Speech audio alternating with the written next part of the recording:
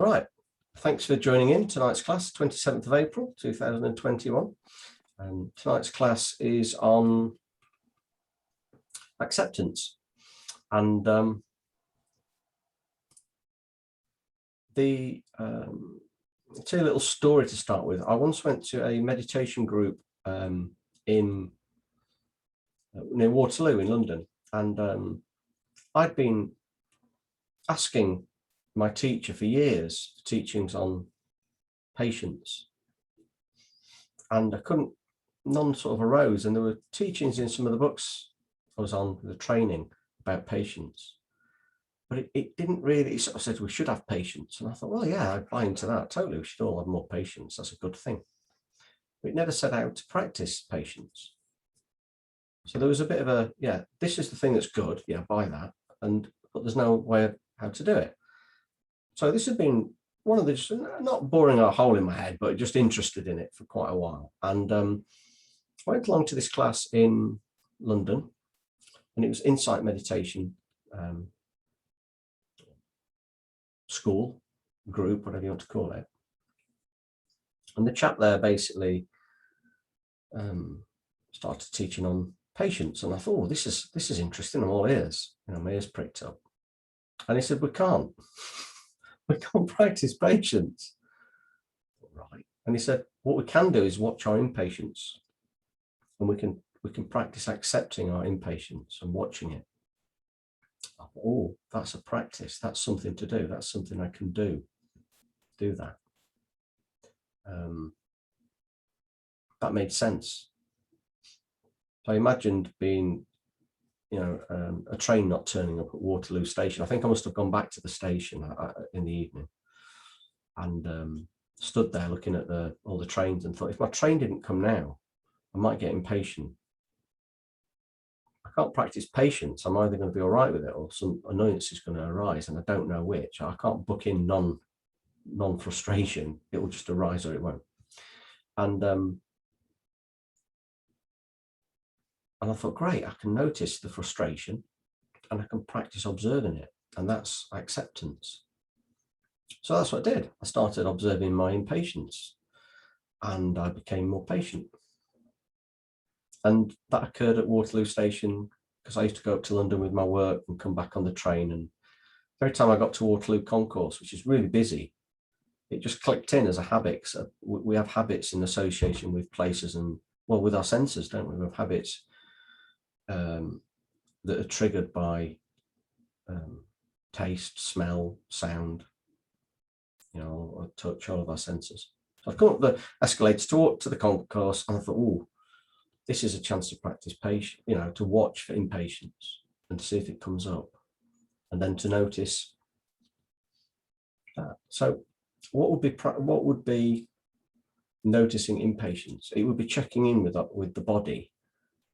Okay, I'm starting to feel a bit irritated. And then we have to get out of our head and notice where that impatience it arises, because it's a bodily experience, impatience. It's like, ooh, is it our hands clenching? Is it our chest feeling tight? Is it our feet getting a bit fidgety? Is it our mind feeling a bit panicked, wanting to try to solve this and quickly look at all the different trains? What's going on mentally and what's going on emotionally and physically. So it's checking in around what's going on. And then we get to know our impatience. And when we start to be able to relax with it, I'll notice, oh yeah, okay, so there's tension here. My hands are feeling sweaty, or whatever it might be. My mind's busying, trying to work out how to solve this. And getting to know what a lack of patience is like. And we can breathe with it, and we can notice it and not be ruled by it. Practice not being ruled by it. So we don't start running up and down the concourse or running to get someone in case we made a mistake or panicking. And we allow our breathing to be a bit tight and notice it and not panic with that. And so this is the practice of acceptance with impatience. So the practice of patience isn't a thing. what we can say the practice of patience is, I suppose, is the acceptance of impatience. And it worked great, really worked for me.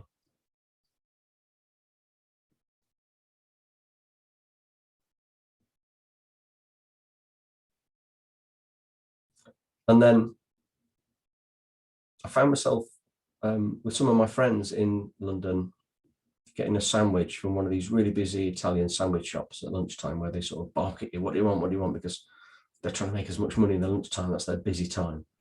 And I wasn't sure what I wanted. And the place was packed. I didn't have to give an answer.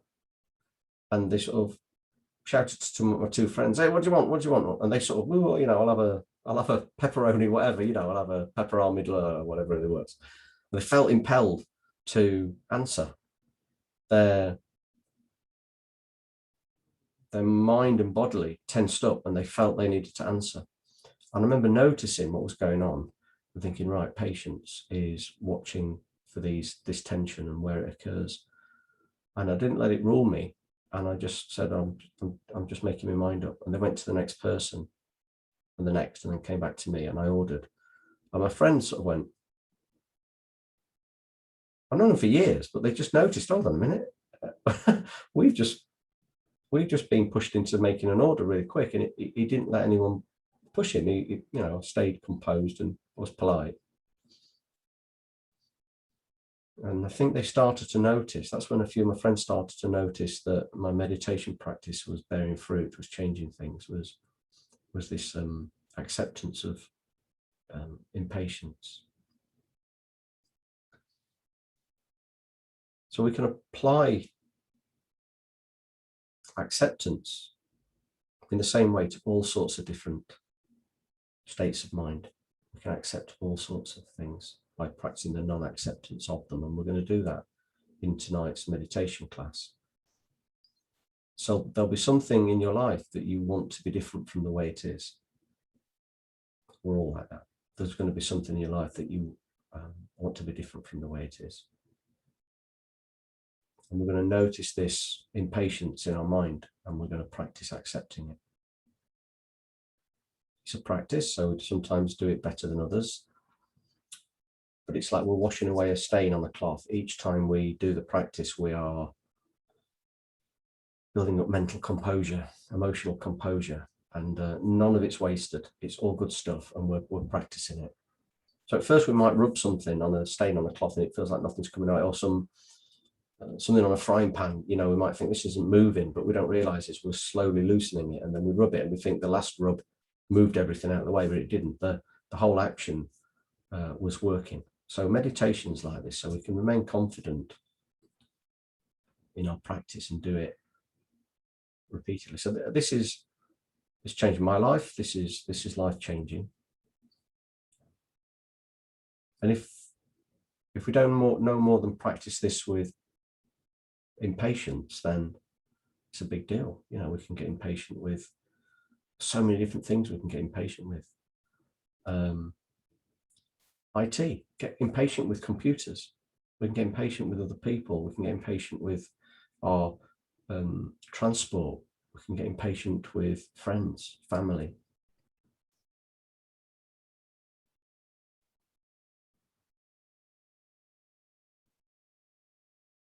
So I'll do the breathing meditation that we normally do, the body relaxation, then I'll guide this acceptance practice. So I'll just pause recording for now, and then I'll record again when we start doing that bit. We're going to do the breathing meditation briefly before we do the acceptance meditation. Bring your awareness to your breath. Notice your breath go all the way down to your lungs and back out.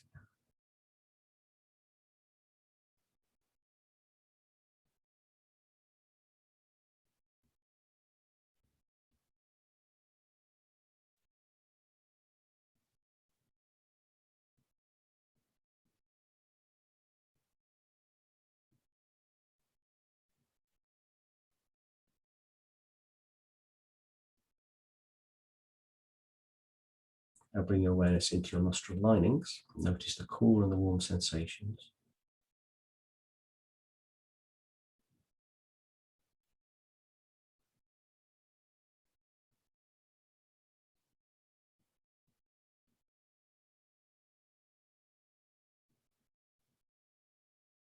And now bring your awareness to the very rims of your nostrils. Again, notice the cool and the warm sensations. This is what to bring the mind back to after it's wandered away and popped back into the moment.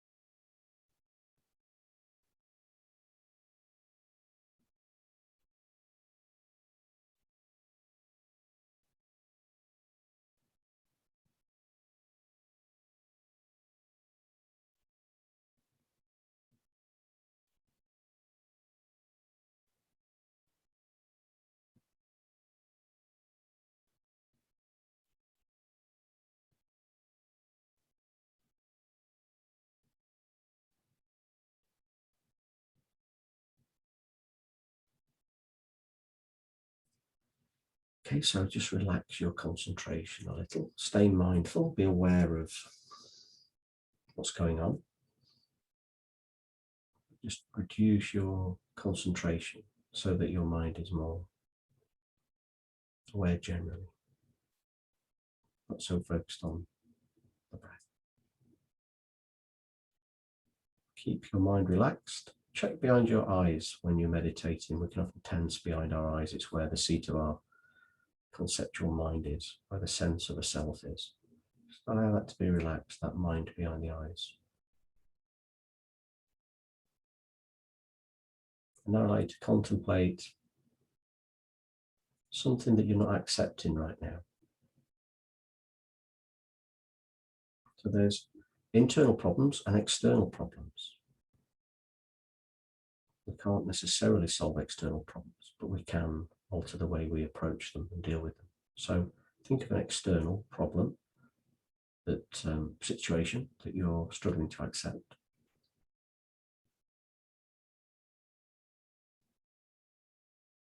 It may still need to be changed externally with actions, but we can do it from a different base, a different mental situation, arrangement.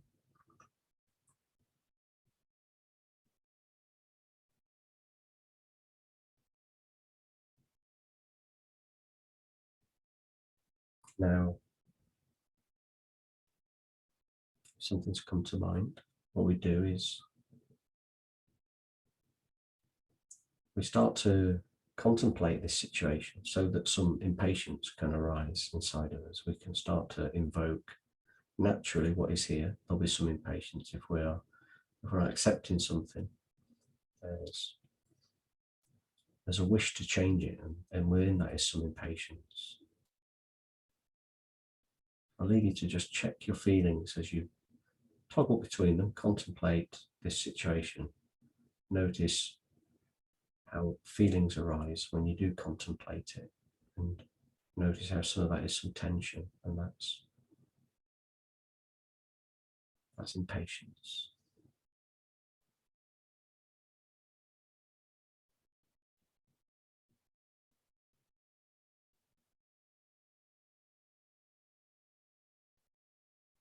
So we can actually notice, we can isolate this bit of mind and practice doing it. Isolate this bit of mind that wants this thing to be different as soon as possible.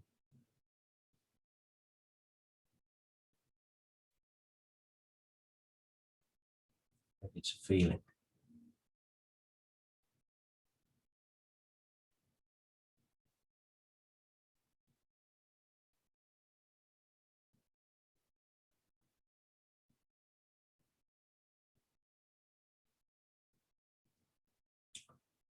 Now we can act externally. This is not stopping us from putting boundaries into place and dealing with things. So our internal preparation for those activities. So just bring your awareness, like you did with the breath, to this feeling of impatience, this part of the mind that wants things to be different, and it wants them to be different ASAP. And just bear witness to it. Keep breathing, bear witness to this part of the mind that wants to make things different from the way they are quickly.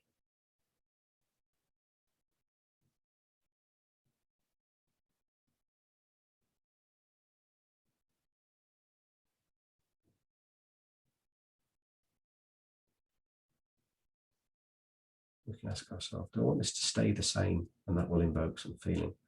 Do I want this to stay the same?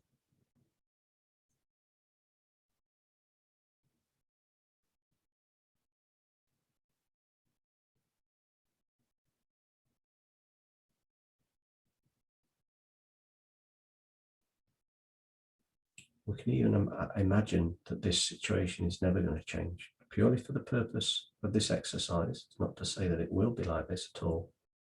Imagine a situation that we're not accepting will be like this forever.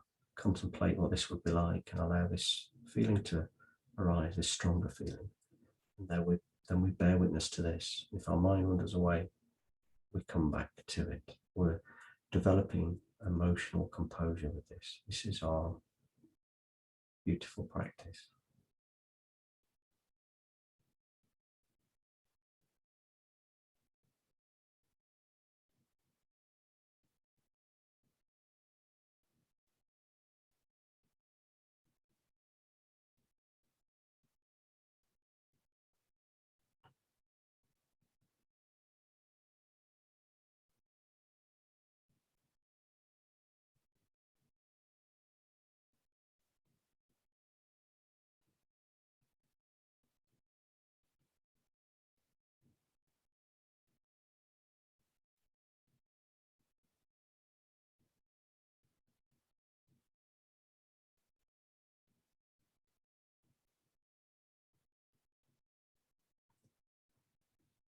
Don't forget to keep your breathing nice and relaxed. And if you need to, recall the thing that you want to be different. You yearn for this to be different. You really want this thing to be different. Re-invoke this thing in your imagination if you need to, if the feeling is fading. If you need to imagine that this thing's going to be like this forever, to make the feeling stronger, just for this exercise, do that. And then bear witness to the feeling. Notice whereabouts in your body this impatience is.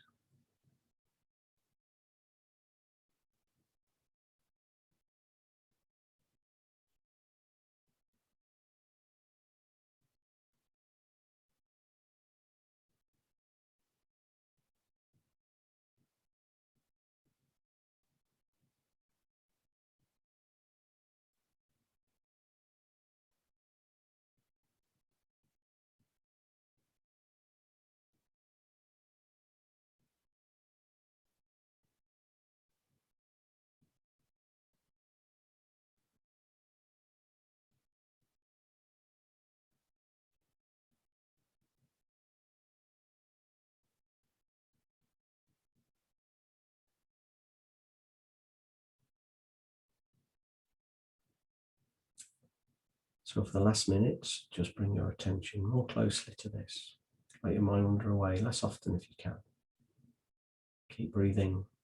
Be happy that you're practicing a profound meditation. Actually will bear fruit for you.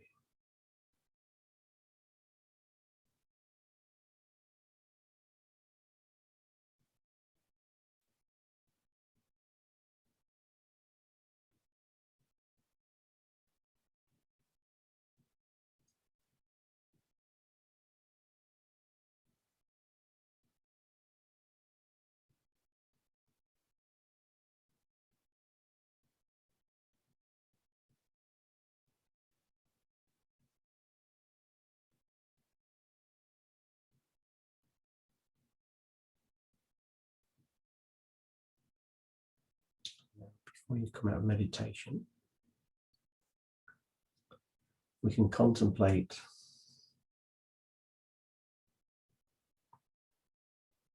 what action we might need to take with this external thing. Imagine ourselves dealing with it in a way where we still find our voice, no matter how much impatience arises in our feelings. We can bear witness to them. and still speak. So I'd like you to imagine whatever the scenario is. It doesn't matter about finding the right words at all. You may never use these words, but it's just role playing to practice the feelings and speaking. I'd like to imagine you're in front of the person that needs to hear something from you.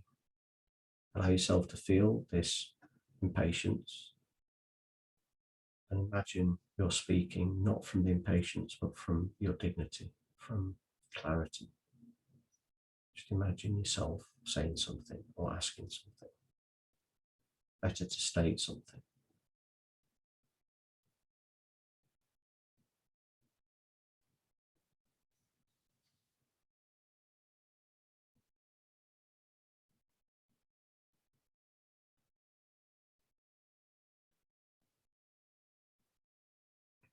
We're much more likely to find our words, find our voice with this method. Represent ourselves skillfully.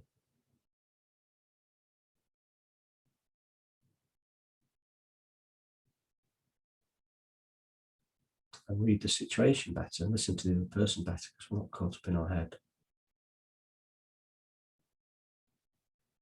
So we can finish by dedicating this practice of acceptance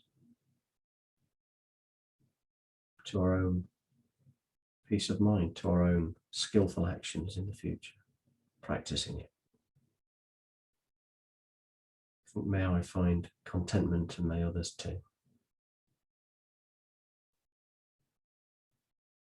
And then, when it feels comfortable, just gently allow your eyes to open